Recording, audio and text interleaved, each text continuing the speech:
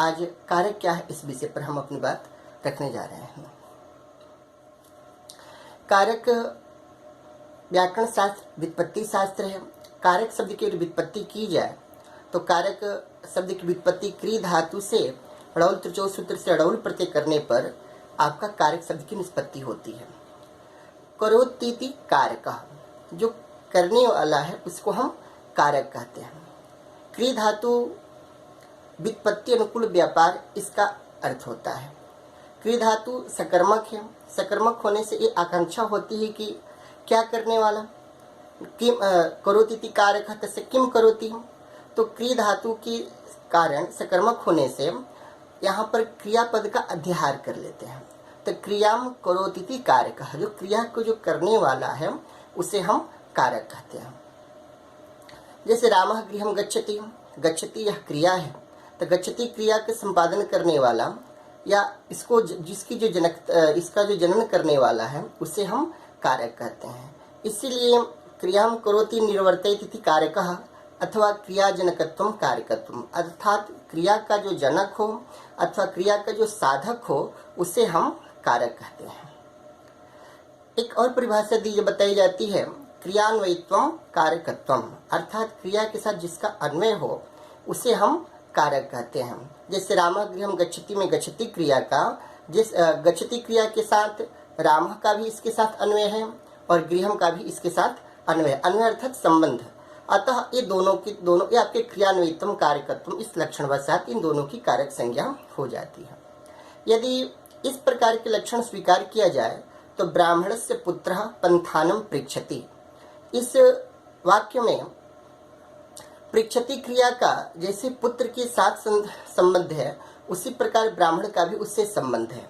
अतः ब्राह्मण के अन्वय होने के कारण पूर्वोक्त जो क्रियान्वयित्वम कारकत्वम इतना लक्षण स्वीकार करने से ब्राह्मण की भी कारक संज्ञा की आपत्ति होने लग जाएगी।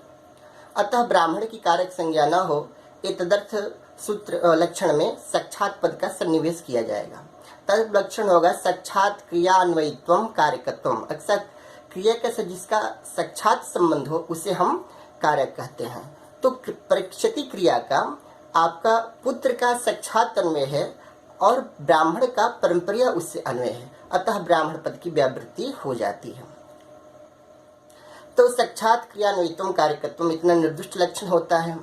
इसके बाद यदि नटस इसके अतिरिक्त नटस्य श्रुतम अथवा मातुः स्मरति इत्यादि जो विविध प्रयोग हैं इनमें भी आपका जो है क्रियाजनकत्व मानकर किया जाए अथवा साक्षात क्रियान्वयित्व में किया जाए तो भी यहाँ पर दोष दुर्वार हो जाता है इसका वारण करना, क्योंकि नटस्य श्रुतम में नटकृत जो अभिनय जनित जो था स्वर है उस स्वर की जनकता आपकी नट में है।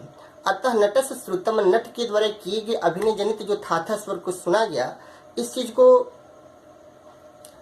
जो है क्रियाजनकता नट में साक्षात बैठी हुई है, अतः क्रियाजनकत्वम कारकत्वम से इसका लक्षण हो जाता है अथवा साक्षात क्रियान्वयित्वम कारकत्वम से भी इसकी कारक का इसमें लक्षण हो जाने से नटस्य की पुनः कारक की संज्ञा की आपत्ति होने लग जाएगी।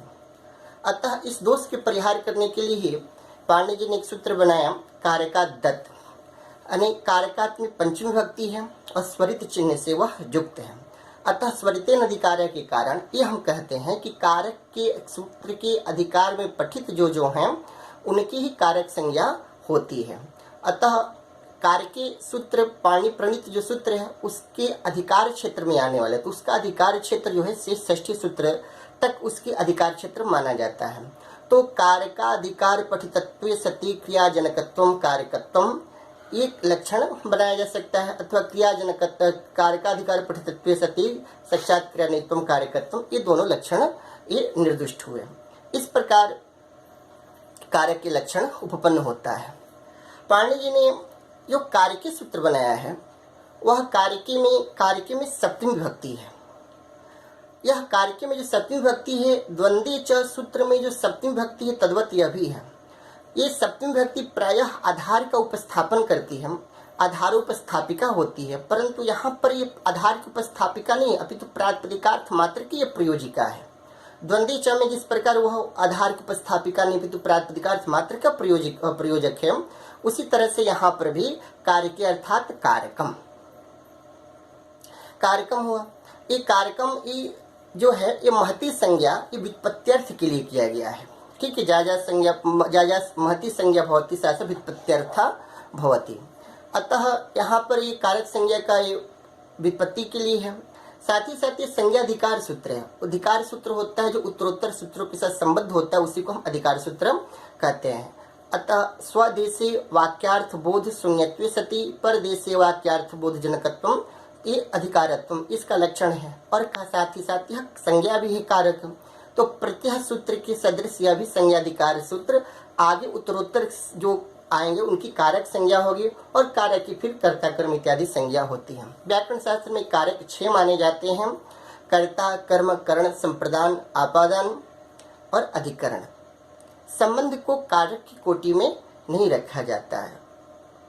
इस प्रकार से कहा भी गया है कर्ता कर्म च करणं च संप्रदानं तथैव च आपादानम् अधिकरणं च तत्कारकाणि षट्।